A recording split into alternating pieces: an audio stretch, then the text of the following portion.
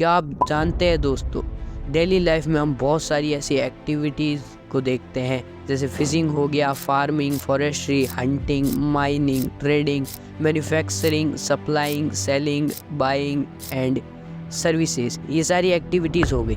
क्या हो अगर दोस्तों हम केवल उन एक्टिविटीज़ को देखें जिनसे हम अपनी लाइफ में अर्निंग करते हैं। इन एक्टिविटीज़ को हम एक्टिविटीज़ नहीं बल्कि इकोनॉमिक एक्टिविटीज़ कहेंगे, यानी हम पैसे कमा रहे हैं जिन एक्टिविटीज़ से, उन्हें हम इकोनॉमिक एक्टिविटीज़ कहेंगे। जैसे फार्मिंग हो गया, ट्रेडिंग, मैन्युफैक्चरिंग, हंटिंग एक्सेट्रा। इन एक्टिविटीज़ को बहुत सारे सेक्टर्स में बांटा गया है। इंट्रोडक्शन के लिए हम primary sector, secondary sector, tertiary sector के बारे में जानेंगे। इसके अलावा हम और भी सेक्टर्स के बारे में जानेंगे। आइए दोस्तों, हम समझते हैं इंडियन इकोनॉमिक्स के सेक्टर आज की इस वीडियो में। Sector of the Indian economy. सबसे पहले देखते हैं दोस्तों प्रोडक्ट और सर्विस वाले सेक्टर, जैसे primary sector, secondary sector and tertiary sector. अगर हम प्राइमरी सेक्टर की बात करें तो when we produce goods by extraction and collection of natural resources, it's known as the primary sector. यानी हम नेचर से कनेक्ट होकर चीज़ों को प्रोड्यूस करेंगे, जैसे फार्मिंग हो गया, हंटिंग हो गया और फिशिंग हो गया। ये सारी ऐसी एक्टिविटीज़ है जिससे हम नेचर से कनेक्ट होते हैं और हम चीज़ों को प्रोड्यूस करते हैं। सेकंड, हम बात करेंगे सेकेंडरी सेक्टर के बारे में। The activities in which natural product are changed into other forms through way of manufacturing. यानी हम प्राइमरी सेक्टर की जो चीज़ें हैं और जो प्राइमरी सेक्टर में चीज़ें जो बनती है उनको मैन्युफैक्चर करके हम नई चीज़ें बनाएंगे और नई चीज़ें बनाएंगे। प्राइमरी सेक्टर में जैसे हंटिंग हो गया, तो हंटिंग से जो मांस आएगा उसे हम सेकेंडरी सेक्टर में उसे मैन्युफैक्चर कर हम बेल्ट बना देंगे या फिर चमड़े वाली कोई और चीज़ बना देंगे हंटिंग से जो मांस हमें मिलेगा उससे। और भी चीज़ें जैसे कि हम शुगर केन लेंगे प्राइमरी सेक्टर से जैसे जनरेट किया जाता है, और हम सेकेंडरी सेक्टर में उसका गुड़ बना देंगे या फिर शुगर बना देंगे। और भी एग्जांपल हो गए, जैसे कि प्राइमरी सेक्टर से हम कॉटन बनाते हैं और सेकेंडरी सेक्टर में हम उसी कॉटन का कपड़ा बना देंगे। ऐसे भी बहुत सारे एग्जांपल्स हैं जैसे प्राइमरी सेक्टर में बनाया जाता है एंड सेकेंडरी सेक्टर में उसे मैन्युफैक्चर करके और नई चीज़ें बनाई जाती है। इसी सेक्टर को हम सेकेंडरी सेक्टर कहते हैं, क्योंकि यहाँ पे इंडस्ट्रीज़ का काम हो रहा है, इसलिए इस सेक्टर को हम इंडस्ट्रियल सेक्टर भी कहते हैं। तीसरा दोस्तों, हम बात करेंगे टर्सरी सेक्टर के बारे में। Activities in which help in the development of the primary and secondary sectors. इस सेक्टर में दोस्तों कोई चीज़ को प्रोड्यूस नहीं किया जाता है बल्कि सर्विस दी जाती है, इसे हम सर्विस सेक्टर भी कहते हैं। जैसे कि ये प्राइमरी एंड सेकेंडरी सेक्टर की सारी चीज़ों में सर्विस देते हैं। इसके एग्जांपल्स टीचर्स हो गया, इसके अलावा डॉक्टर्स, बार्बर्स, लॉयर्स एक्सेट्रा। दोस्तों, कंपेयरिंग द थ्री सेक्टर्स, हमें जानना होगा जीडीपी के बारे में, यानी ग्रॉस डोमेस्टिक प्रोडक्ट, एक कंट्री का जीडीपी।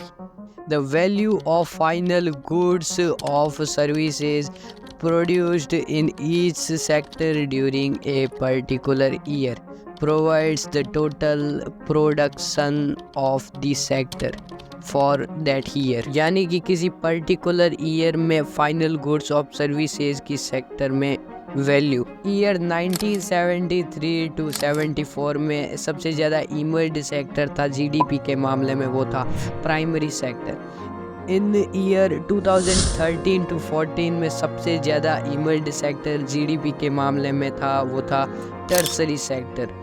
आखिर क्यों आज के दिन टर्सरी सेक्टर इमर्ज्ड सेक्टर है जीडीपी के मामले में?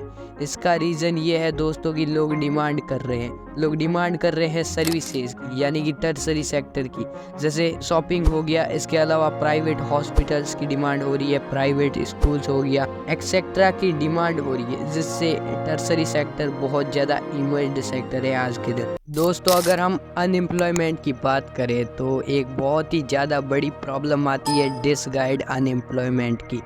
इसका मतलब होता है कि अगर हमारे पास कोई काम है लेकिन उसे करने के लिए बहुत सारे लोग हैं, When productivity is low and there are too many people for too few jobs, तो disguised unemployment की प्रॉब्लम आती है। इसी प्रॉब्लम के कारण सेंट्रल गवर्नमेंट द्वारा Mahatma Gandhi rural employment guarantee act in 2005 में बनाया गया। इसमें 625 डिस्ट्रिक्ट्स में इसको लगाया गया राइट टू वर्क देने के लिए। इसके अकॉर्डिंग रूरल एरियाज़ में जिसकी एज 18 ईयर है उस व्यक्ति को एक ईयर में 100 डेज़ के लिए काम मिलेगा और इस काम से उसे पैसे मिलेंगे। इसके कारण रूरल एरियाज़ में एम्प्लॉयमेंट का डेवलपमेंट हुआ। दोस्तों, सेक्टर्स का क्लासिफिकेशन एक और बेसिस पर किया जाता है, organised sector and unorganised sector में। ऑर्गेनाइज्ड सेक्टर की बात करें तो ऑर्गेनाइज्ड सेक्टर यानी फॉर्मल सेक्टर्स, जो सेक्टर्स गवर्नमेंट्स के रूल्स और गाइडलाइंस को फॉलो करते हैं। और अगर हम अनऑर्गेनाइज्ड सेक्टर्स की बात करें तो ये गवर्नमेंट्स के रूल्स और गाइडलाइंस को फॉलो नहीं करते। ऑर्गेनाइज्ड सेक्टर में दोस्तों गवर्नमेंट्स रूल्स और गाइडलाइंस को फॉलो किया जाता है। इसमें इनकम ज़्यादा होती है और वर्क की टाइमिंग की लिमिट होती है, जॉब सेफ रहती है, काम की कंडीशन अच्छी रहती है। अनऑर्गेनाइज्ड सेक्टर में दोस्तों जॉब सिक्योर नहीं रहती, काम की कंडीशन लो रहती है, काम की टाइमिंग लिमिट नहीं रहती, इनमें इनकम कम होती है। Difference between organised and unorganised sector. Organised sector में दोस्तों मोयर इनकम होती है, अनऑर्गेनाइज्ड सेक्टर में लो इनकम होती है। ऑर्गेनाइज्ड सेक्टर में जॉब सेफ रहती है, अनऑर्गेनाइज्ड सेक्टर में जॉब अनसिक्योर्ड रहती है। ऑर्गेनाइज्ड सेक्टर में दोस्तों गुड कंडीशन ऑफ वर्क होता है, अनऑर्गेनाइज्ड सेक्टर में लो वर्क कंडीशन होती है। इसमें बेनिफिट एम्प्लॉय प्लान होता है और इसमें without benefit of employ plan होता है। ऑर्गेनाइज्ड सेक्टर में दोस्तों लिमिट ऑफ वर्क होता है और अनऑर्गेनाइज्ड सेक्टर में no limit amount of time होता है वर्क का। ऑर्गेनाइज्ड सेक्टर के एग्जांपल हो गए जैसे traders, industrial workers. Unorganised sector के एग्जांपल हो गया फार्मर।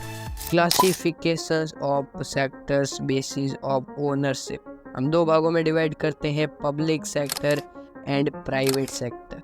पब्लिक सेक्टर की अगर हम बात करें तो सरकार इन्हें कंट्रोल करती है और सरकार ही सभी सर्विसेज को प्रोवाइड करवाती है।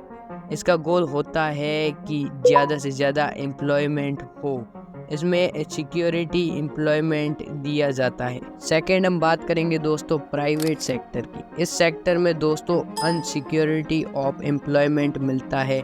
प्राइवेट सेक्टर को प्राइवेट बेस पर कंट्रोल किया जाता है, सारी चीज़ें एक पर्सन या एक कंपनी प्रोवाइड कराती है। दोस्तों ये थे इंडियन इकोनॉमी के सेक्टर्स। अगर आपको वीडियो पसंद आया तो इस हिस्ट्री के वीडियो को भी ज़रूर देखिएगा। धन्यवाद।